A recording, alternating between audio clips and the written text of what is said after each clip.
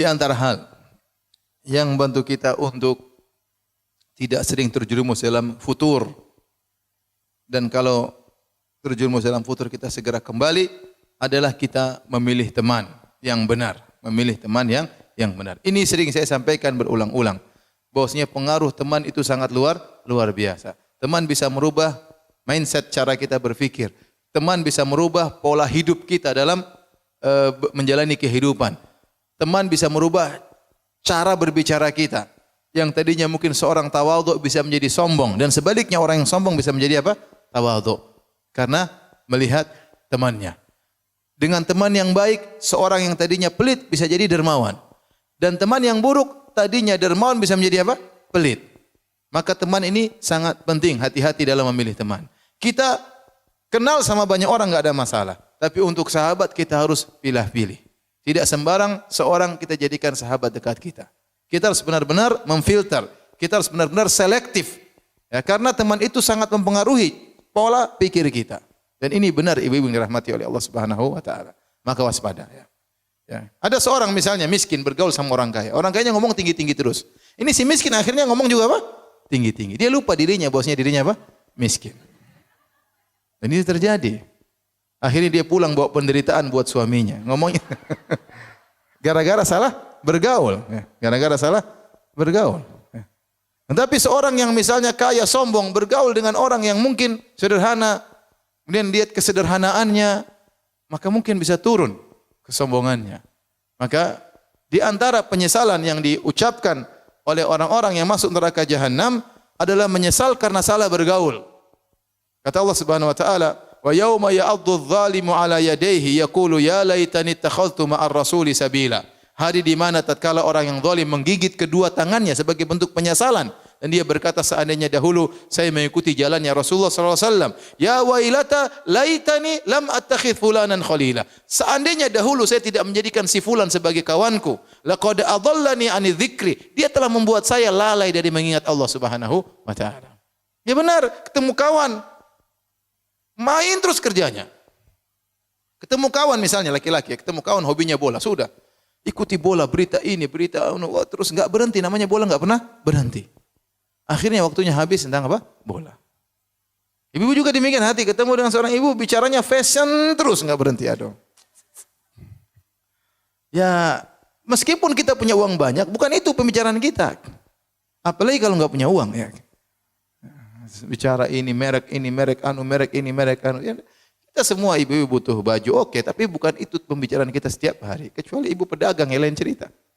Tapi kalau jadi mau saya ya, jangan sampai kita salah bergaul, akhirnya cara berpikir kita berubah. Ya. Kita bergaul sama orang suka gibah, kita akan jadi tukang gibah.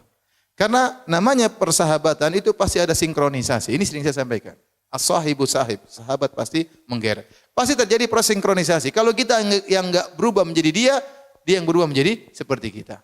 Pasti ada penyesuaian, adaptasi antara satu dengan yang lainnya. Maka hati-hati, jangan sampai kita salah bergaul.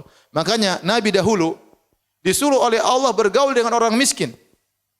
Nabi dahulu disuruh oleh Allah bergaul dengan orang miskin. Kata Allah Subhanahu wa taala, "Wasbir nafsaka ma'al ladzina yad'una rabbahum bil ghadati wal asyrin wajha, wa la ta'du aynaka anhum turidu zinatal hayatid dunya."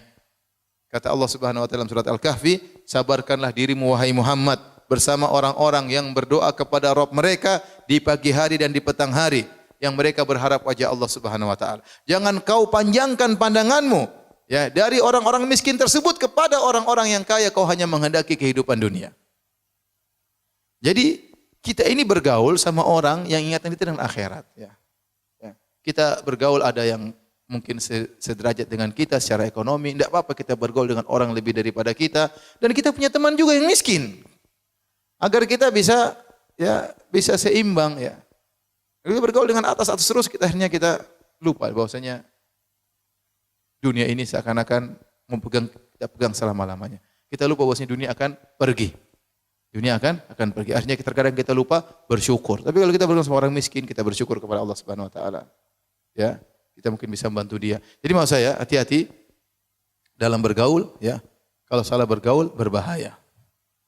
Oleh karenanya terutama kepada orang yang baru-baru berhijrah.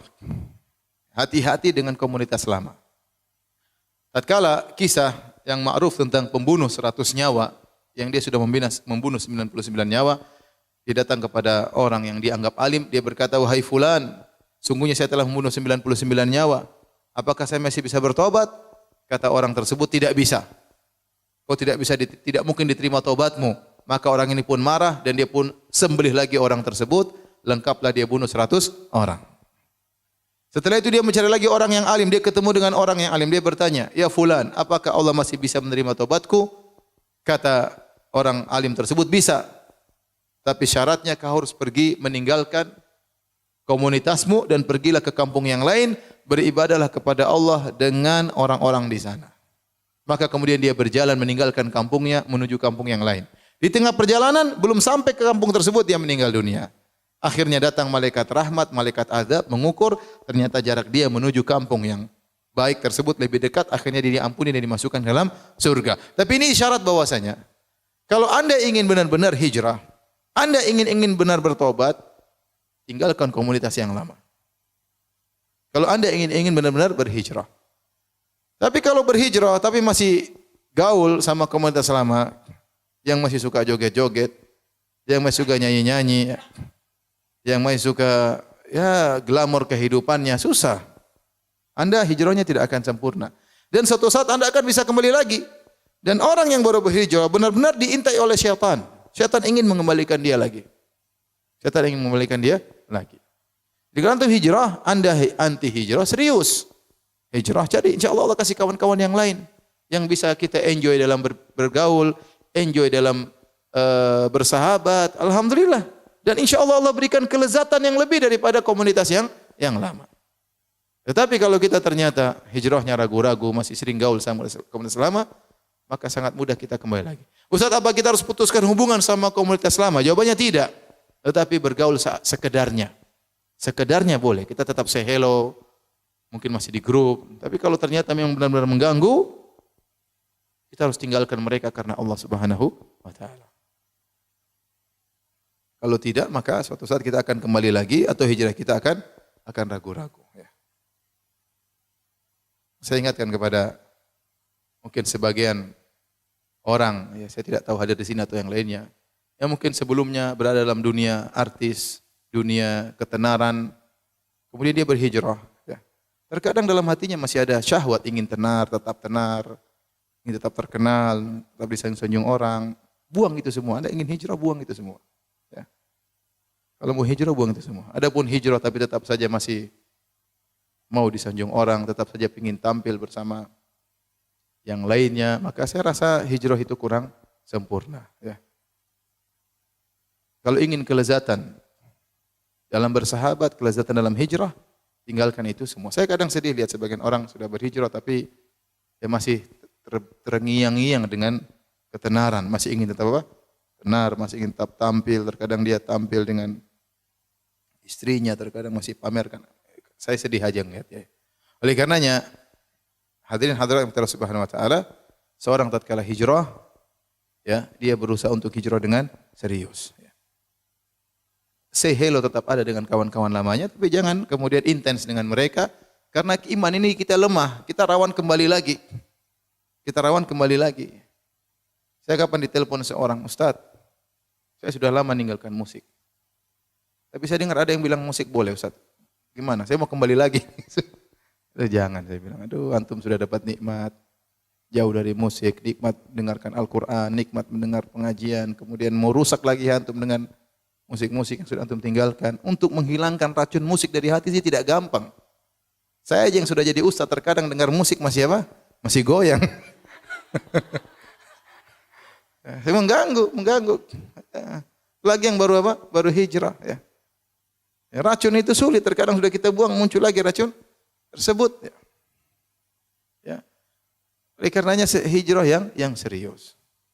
Ya. Agar kita terhindar dari yang namanya futur. Ya.